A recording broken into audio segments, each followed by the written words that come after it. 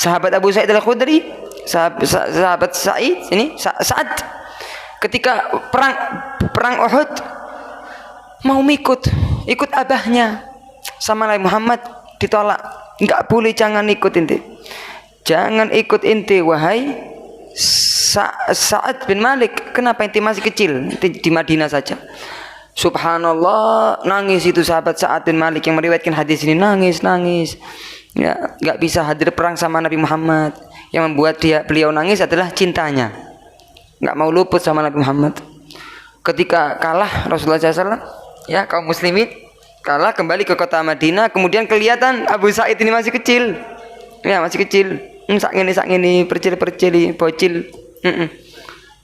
Ya, masa segini mau perang? Kan ya langsung di semburat kabeh. Ya, kalah semua. Belum punya kekuatan, walaupun mentalnya kuat. Sama Nabi Muhammad jangan, masih kecil ini. Nangis. Ketika kembali kelihat ini Abu Sa'id. Inti anaknya Malik bin Sinan, kata Rasulullah. Inti anaknya Malik bin Sinan. Enggih wahai Rasulullah. Kata Rasulullah apa? Ajarakallah fi abik li'annahu qutila syahidan. Semoga Allah mengagungkan, membesarkan pahalamu wahai Sa'ad, karena abahmu inna lillahi wa inna ilaihi raji'un di perang Uhud meninggal. Setelah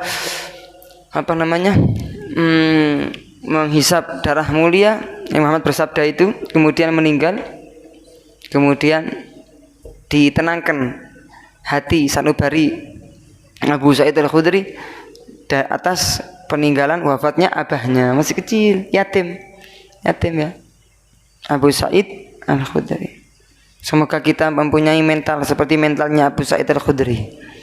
Subhanallah, amin ya rabbal alamin. Ini pertama perang yang diikuti oleh sahabat Abu Sa'id Al-Khudri adalah perang Khandaq. Ikut perang sama Nabi Muhammad 12 kali. Tidak meninggal. Subhanallah. Umurnya panjang 94. Pertama perang yang diikuti perang Khandaq. Itu pinter memanah Abu Sa'id Al-Khudri ini. Titis. Masya Allah. Taruh apel di sini, terus kena apelnya. Ya, contoh ini. Biar kalau apel, ono bukaru. Ya, ini termasuk karena yatim, maka termasuk min ahli sufah, muridnya Kanjeng Nabi Muhammad. Ya, muridnya Kanjeng Nabi Muhammad, tinggal sama Nabi Muhammad di Masjid Nabawi. Ya, ahli sufah. Biasanya 70, biasanya 80, biasanya sedikit, biasanya banyak. Masih kecil Abu Sa'id Al-Khudri. Yang ngasih nafkah siapa? Nabi Muhammad sallallahu alaihi wasallam. Ini adalah sahabat yang paling mulia dan termasuk ulamanya sahabat. Kemudian meninggal di kota Madinah, dikubur di Baqi' dekat kota Masjid Nabawi. Semoga kita bisa ziarah.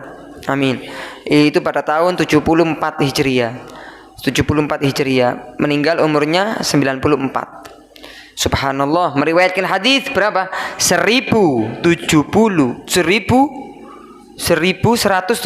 hadis. 1170 banyak sekali. Kenapa? Karena dia pagi, malam, siang, sore bersama Nabi Muhammad, tidur di masjidnya Nabi Muhammad, tinggalnya di sebelah rumahnya Nabi Muhammad. Kalau hadir majelis taklim, kalau di majelis taklim nggak pernah alpa, nggak pernah izin pulang, seperti Mas Haikal. Mesti ngaji di Ponorogo mesti hadir. Kenapa? Tinggalnya di masjid, sehingga sering mendengarkan hadis ilmu dari Rasulullah SAW. Maka beliau termasuk sahabat yang banyak meriwayatkan hadis. Naam. Kemudian salah satu dari 1170 itu hadis yang kita kaji pada malam hari ini, bahwasanya Nabi Muhammad bersabda la darara wa la dirar. Yang pertama semuanya fathah, yang kedua yang tengah, ro yang tengah, yang pertama kas la darara wala dotnya adalah kasro, dua-duanya pakai fat, la darara wala dirar. Yang pertama enggak ada alifnya setelah ro, yang kedua setelah ro pertama ada alifnya. Beda harokat, beda huruf, beda arti. Ini kemuliaannya bahasa Arab.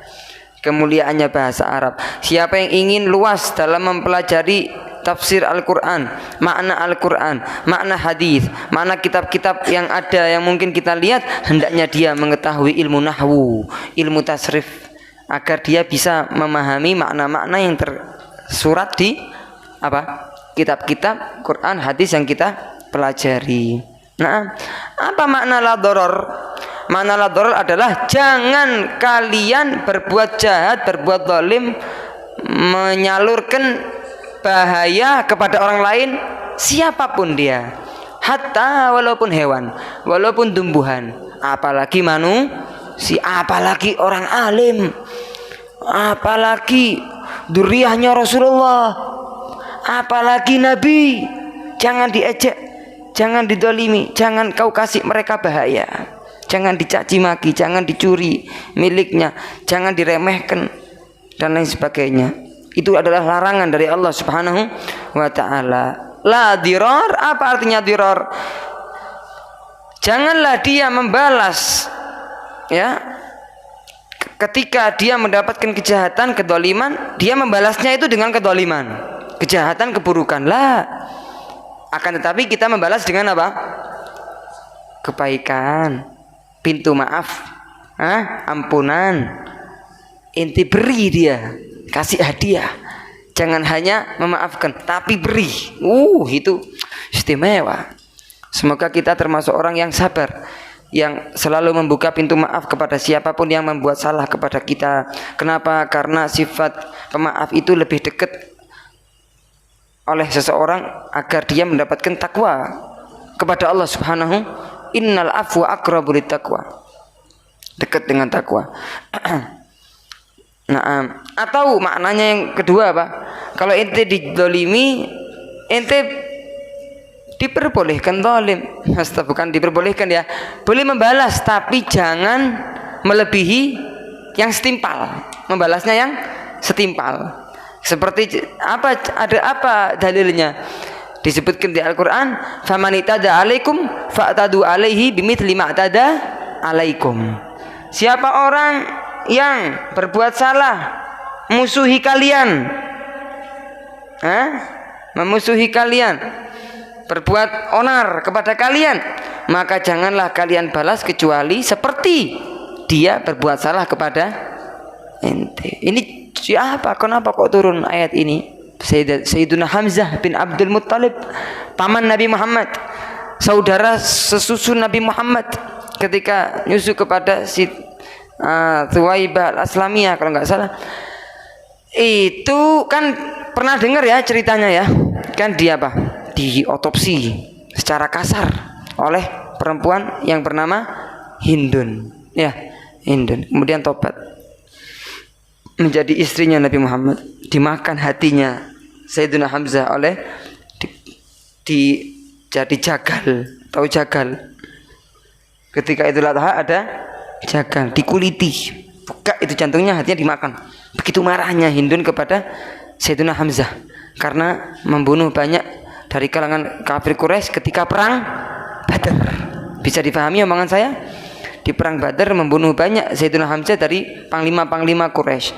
Balas dendam ketika perang Uhud. Nabi Muhammad marah, tidak pernah Nabi Muhammad marah seperti ketika marahnya Sayyidina Hamzah, paman beliau, dikuliti oleh Hindun tadi. Kemudian Nabi Muhammad niat, nanti saya balas dendam, lebih saya buat parah mereka, lebih saya kuliti, ya. Turun ayat, kalau inti dimusuhi, diperlakukan yang tidak baik, inti balasnya nggak boleh lebih dari apa yang diperbuat oleh musuh inti, jangan. Kemudian Nabi Muhammad menggagalkan apa yang menjadi tekad dan niat beliau, ya, seperti itu ya. Dan itu makna inti dari hadis ini. Ya, juga nggak boleh kita melakukan sesuatu yang bisa menyebabkan bahaya itu kembali kepada kita. Itu nggak boleh memberikan bahaya kepada orang lain, itu makna.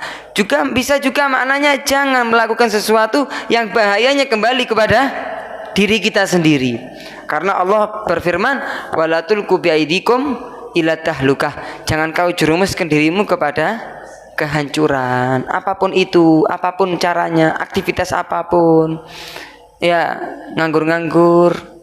Itu lihat di video-video biar viral, viral, naik ke bangunan yang tinggi, terus apa, ke loteng, berdiri di apa pojoknya bangunan, selfie,